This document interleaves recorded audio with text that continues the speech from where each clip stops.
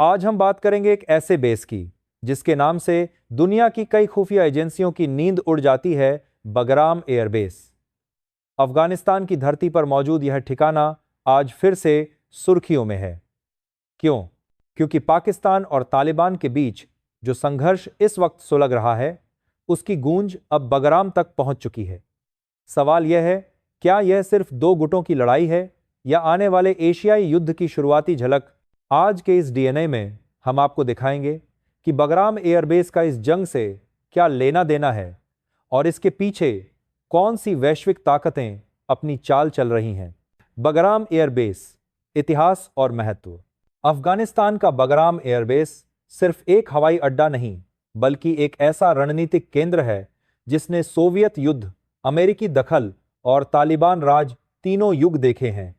Soviet संघ ने इसे अपने सैन्य ठिकाने के रूप में इस्तेमाल किया, फिर अमेरिका ने इसे आतंकवाद के खिलाफ सबसे बड़े मिशन का केंद्र बनाया। जब अमेरिका ने अफगानिस्तान छोड़ा तो इस बेस के रनवे, बंकर और राडार सिस्टम आज भी उसी हालत में खड़े हैं, मानो किसी नई लड़ाई का इंतजार कर रहे हों। बगराम की लोकेशन काबुल के उत्तर में है और यहां से पाकिस्तान की सीमा, चीन के शिनजियांग और ईरान तीनों जगहों पर सीधा नजर रखी जा सकती है। यानी जो बगराम को कंट्रोल करता है वो एशिया की पूरी शक्ति संतुलन को दिशा दे सकता है। पाकिस्तान बनाम तालिबान, पुराने दोस्त आज के दुश्मन। अब बात पाकिस्तान और तालिबान की। कभी ये दोनों एक ही पन्ने पर थे। पाकिस्तान ने तालिबान को पाला, बढ़ाया और अफगानिस्तान में उसे सत्ता तक पहुंचाया। लेकिन अब वही तालिबान पाकिस्तान के खिलाफ हथियार उठा चुका है।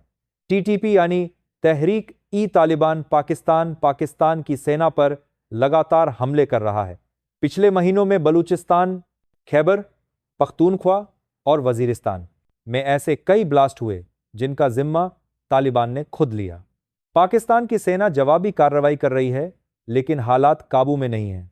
अब तो हाल ये है कि पाकिस्तान अपने ही सीमावर्ती इलाकों पर हवाई हमले कर रहा है।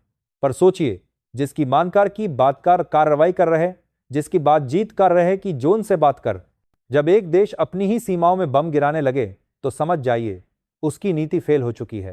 तालिबान का बदलता रूप और बगराम की नई कहानी। तालिबान अब वैसा नहीं रहा जैसा 1990 के दशक में था। आज उसका अपना शासन है, अपनी सेना है और वो खुद को पाकिस्तान से ज्यादा स्वतंत्र इस्लामी ताकत मानता है। तालिबान के कुछ गुटों ने बगराम एयरबेस के आसपास सक्रियता बढ़ा दी है। खुफिया रिपोर्टों के मुताबिक तालिबान बगराम के कुछ पुराने ठिकानों का इस्तेमाल अपने हवाई निगरानी अभियानों के लिए कर रहा है। वहीं अमेरिका और नाटो अब बगराम पर दोबारा वापसी के लिए खुफिया स्तर पर योजनाएं बना रहे हैं।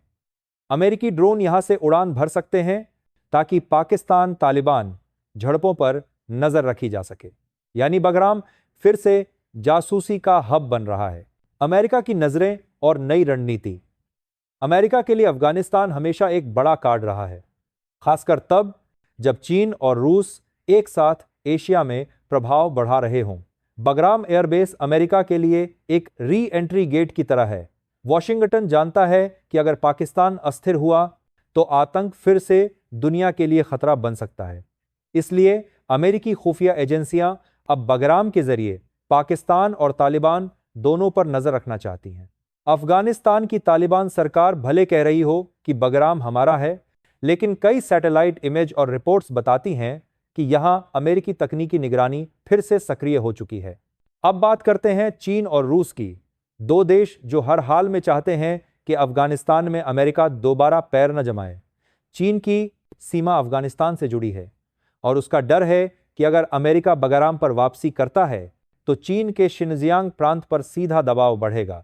दूसरी ओर रूस के लिए अफगानिस्तान उसकी सेंट्रल एशिया नीति का दिल है। वो नहीं चाहता कि नाटो उसकी सीमाओं के पास लौटे। इसीलिए रूस और चीन मिलकर अफगानिस्तान की तालिबान सरकार को आर्थिक मदद दे रहे हैं ताकि वो अमेरिकी गठबंधन से दूर रहे। लेकिन अफगानिस्तान के भीतर आर्थिक संकट इतना बड़ा है कि तालिबान किसी भी तरफ झुक सकता है। भारत की भूमिका, साइलेंट स्ट्रैटेजी।